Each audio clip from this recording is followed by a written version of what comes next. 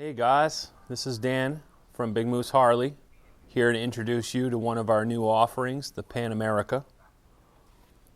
New for 2021, this is our first adventure touring motorcycle, and this thing offers something that Harleys have not been able to offer for quite some time, and that is you can make your own roads. Where the pavement ends, you can continue. Where your friends will have to kick a kickstand and walk. That's probably one of the best components about this. I'm a highly technical guy, so I would like to go over some of the technical aspects of this motorcycle with you. Starting with the new platform. This is a 1250 Harley-Davidson 60-degree V-twin, putting out 140 horsepower and 100 foot-pounds of torque.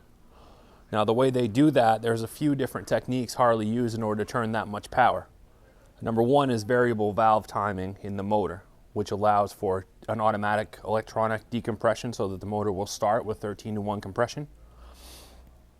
Also, the variable valve timing allows them to control things like engine braking and throttle responsiveness.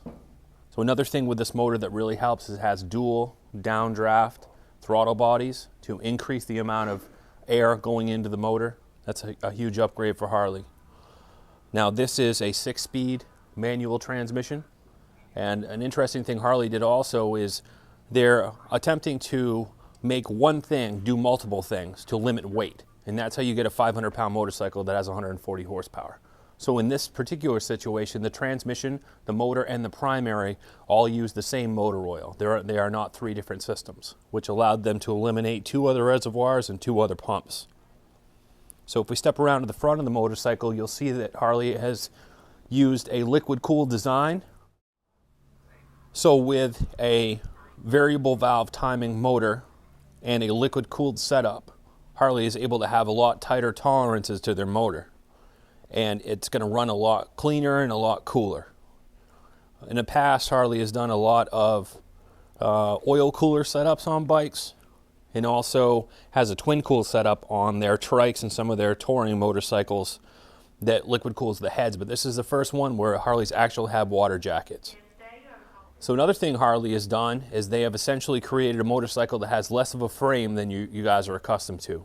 So the swing arm, the front of the motorcycle, most everything on this bike bolts to the motor. The motor is the central rigid point that allows all this to work out, which is a new design and is pulled from some of the other enduro bikes and some of the street bikes where they've kind of learned to eliminate the amount of weight in the system. So another thing Harley has brought over from some of their other models is this comes with heated grips, which is great for long, cold rides, maybe wet rides, things to keep your hands nice and warm, even in your gloves.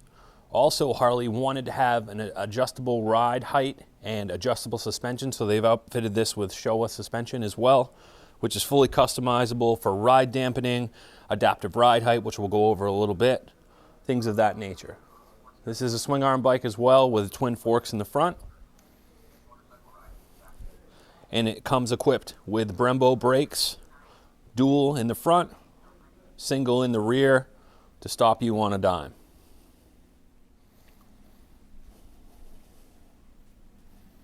So another aspect of some of the technical pieces with this motorcycle includes some of the software. So I wanted to show you some of the interface that Harley has created to make this more customizable and more rideable for everyone.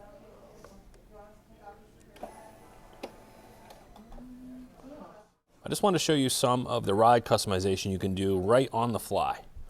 So here we are, I've just hit the options button and I'm going to scan with my up, down, left, right over here to my left. I'm going to scan to settings. Here we are, and I'm going to go down from general to ride customization just to show you how you can really customize this ride. Go to ride modes. Okay, now what I'm going to do is we come equipped with Rain, Road, Sport, and Off-Road Plus. All of these can be turned off except for Road. Road is kind of the base map for the motor. We also have Custom Off-Road Plus and Off-Road. So we're going to go to a Custom A. Okay. So right here it says copy from another mode. So that's what I'll do in this case. We're going to make our own. Now you'll notice that it says Road to Custom A, Rain to Custom A, and Sport to Custom A. That just basically copies the map that's already created by Harley. So we're going to build a sport tune for this. Enter. engine map, engine braking. So we'll go through just real quick. So we know that we want to use sport. So sport's already selected, we'll go back. So engine braking, what this allows you is -1 would be the least amount of intervention by the motorcycle. Max would be the most amount of intervention by the motorcycle. And essentially what that's doing is -1 would be if you're on the highway and you're not really looking for engine braking and you're looking for high fuel economy. Base is where you would be normally with the bike. And then max would be if you're working over a particularly tricky bit of terrain and you would like the bike to slow you down as much as possible. Good for downhills with big rocks, things of that nature. So throttle response, same kind of thing. If you don't want it jerky nervous and you want to ride at a high RPM, then you would come down to -1.